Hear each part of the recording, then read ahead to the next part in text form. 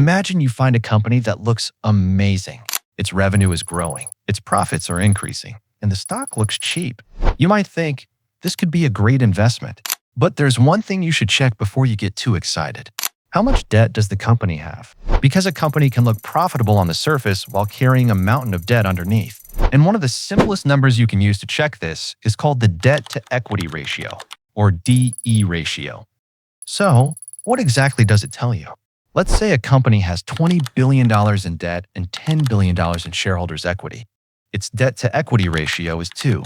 In simple terms, the company has $2 of debt for every $1 of shareholder equity. Now compare that with another company.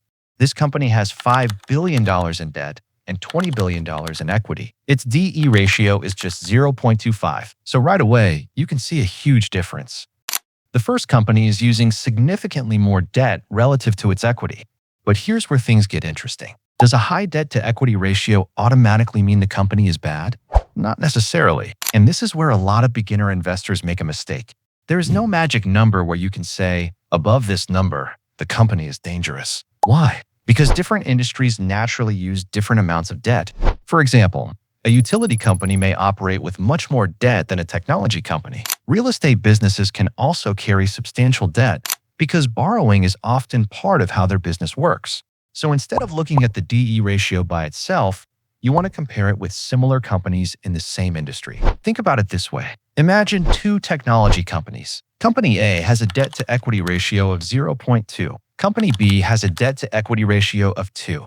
Now, the difference becomes much more interesting. If both companies are growing at a similar rate and producing similar profits, the company with significantly more debt deserves a closer look because debt comes with a cost: interest. A company has to make those interest payments whether business is booming or slowing down. And when the economy gets weaker, this can become a serious problem. Imagine a company making $1 billion in annual operating profit. Sounds pretty good, but what if it has billions of dollars of debt and has to spend hundreds of millions every year just paying interest? That money can't be used to expand the business.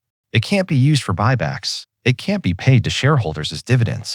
And if business gets worse, those debt payments don't simply disappear. That's why debt can become dangerous. It's not necessarily the amount of debt itself. It's whether the company can comfortably handle that debt. And there's another thing I like to check. Is the company's debt going up or down over time? Let's say a company had a DE ratio of 0.5 5 years ago. Then it went to 0.8, then 1.2, and now it's at 1.8. That's worth investigating. Maybe management is borrowing money to fund profitable expansion. Or maybe the company is borrowing more because its own cash flow isn't strong enough. Those are two very different situations.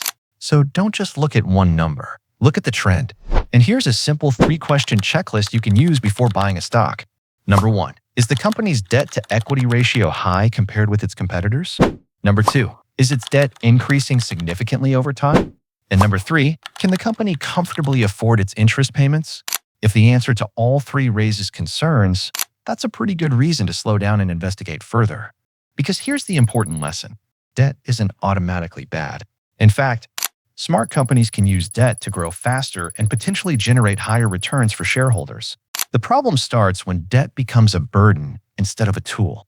So the next time you find a stock that looks incredibly cheap or a company that's growing really fast, don't just look at revenue and earnings. Take a quick look at the balance sheet. Find the debt-to-equity ratio. Compare it with similar companies. Check where it's heading. And then ask yourself one simple question. Is this company using debt to grow? Or is it using debt just to survive? That one question can completely change the way you look at a stock.